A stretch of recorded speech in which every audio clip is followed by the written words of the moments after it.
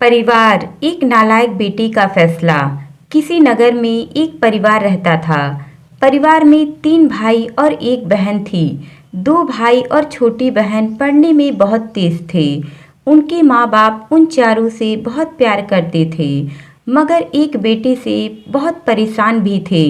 बड़ा बेटा पढ़ लिख कर डॉक्टर बन गया, छोटा बेटा भी पढ़ लिख कर इंजीनियर बन गया और उनका मझला बेटा आवारा ही रह गया।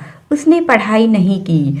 बहन और मझले बेटे को छोड़कर दोनों भाई की शादी हो गई। कुछ सालों बाद बहन की भी शादी एक अच्छे से घर में हुई। दोनों भाई की शादी जल्दी से हो गई क्योंकि वह सब डॉक्टर इंजीनियर जो थे। लेकिन उस आवारा बेटे को कोई लड़की नहीं मिल रही थी। उसके माँ बाप उससे बहुत परेशान थे। बहन जब भी अपने मायके आती तो अपने बड़े और छोटे भाई से पहले मिलती थी और अपने आवारा भाई से कम ही मिला करती थी, क्योंकि वह न तो कुछ दे सकता था और न ही वह घर पर ही रहता था। पढ़ा लिखा कम होने के कारण मझला बेटा मजदूरी ही करता था। ऐसे लड़के को नौकरी भी कौन देता। कुछ समय बाद उसके पिता का देहांत हो गया। पति के गुजर जाने के बाद उसकी माँ ने सोचा कि अब बंटवारे की बात ना निकले, इसलिए अपने ही गांव से एक सीधी सादी लड़की से उस आवारा बेटे की शादी करवा दी गई। शादी होने के बाद उसका मझला बेटा लगन और मेहनत से काम करने लगा। उसके दोस्त अगर कहीं बुलाते तो वह कहता, आज नहीं फिर कभी दोस्त। उसके दोस्त कहते थे, शादी के बाद तू बहुत बदल गया है, शादी के बाद जैसे पत्नी का गुलाम हो गया है। उसने कहा, ऐसी बात नहीं है, कल मैं अकेला था तो अपने हिस्से की रोटी कमा लेता था, अब हम 2 हैं, मेहनत तो करनी पड़ेगी। घर वाले नालायक कहते थे तो चलता था, लेकिन मेरी पत्नी अगर मुझे कभी नालायक कहे तो मुझे बहुत शर्म महसूस होगा, क्योंकि एक पत्नी के लिए उसका पति उसका घमंड, इज्जत और उम्मीद होता है। उसके घर वालों ने मुझ पर भरोसा करके ही तो अपनी बेटी दी होगी, फिर उनका भरोसा कैसे तोड़ सकता हूँ मैं। इधर घर पर बड़ा और छोटा भाई और उनकी पत्नियां यह फैसला करते हैं कि जायदाद का बंटवारा हो जाए, क्योंकि हम दोनों भाई लाखों कमाते हैं और हमारा आवारा भाई ना के बराबर कमाता है, इसलिए हम उससे अलग रहेंगे। माँ के लाख मना करने पर भी बंटवारे की तारीख तय होती है। बहन भी आती है, वकील को भी बुलाया गया और उनका आवारा भाई काम पर जाने के लिए जैसे ही बाहर आता है तभी उसके दोनों भाई उसे पकड़कर घर के भीतर लाकर बोलते हैं, आज तो रुक जा, बंटवारा कर ही लेते हैं। वकील ने कहा, ऐसा नहीं होता, साइन करना पड़ता है। आवारा भाई कहता है, तुम लोग बंटवारा करो, मेरे हिस्से में जो है वह दे देना, मैं शाम को आकर कागज पर साइन कर दूंगा।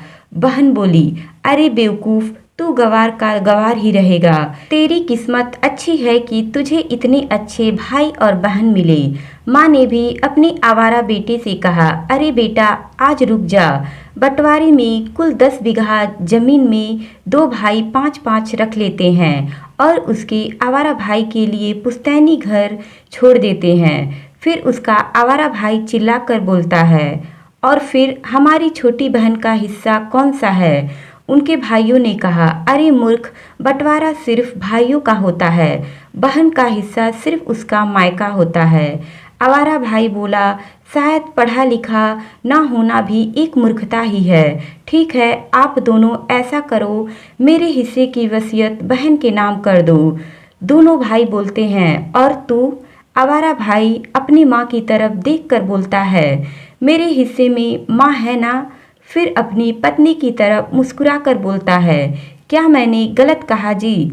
उसकी पत्नी अपनी सास से गले मिलकर बोली, इससे बड़ी वसीयत क्या होगी मेरे लिए कि मुझे माँ जैसी सास मिली है और बाप जैसा ख्याल रखने वाला पति। यह सुनकर बहन दौड़कर अपने आवारा भाई से गले मिलकर बोलती है, माफ़ कर दो भैया मुझे, क्योंकि मैं आपको समझ ना सकी। आवारा भाई अपनी बहन से कहता है, इस घर में तेरा भी उतना ही अधिकार है जितना हम सबका। माँ का चुनाव इसलिए किया क्योंकि तुम सबको मैं याद आऊं, क्योंकि यह वही कोख है जहां हम सब ने 9 महीने गुजारे हैं। माँ के साथ तुम्हारी यादों को भी मैं रख रहा हूँ। दोनों भाई अपने आवारा और गवार भाई से लिपट कर कहते हैं, आज तू सचमुच का बाबा लग रहा है। तूने हमारी आंखें खोल दी। सबकी पलकों पर पानी ही पानी थे। सब एक साथ फिर से रहने लगे। दोस्तों, हमारा परिवार एक पेड़ की तरह होता है जिसकी हम सब टहनियाँ और डालियाँ होते हैं, जो अलग अलग दिशाओं में बढ़ते हैं और खूब तरक्की करते हैं, लेकिन अंत में हम सब एक ही पेड़ का हिस्सा होते हैं।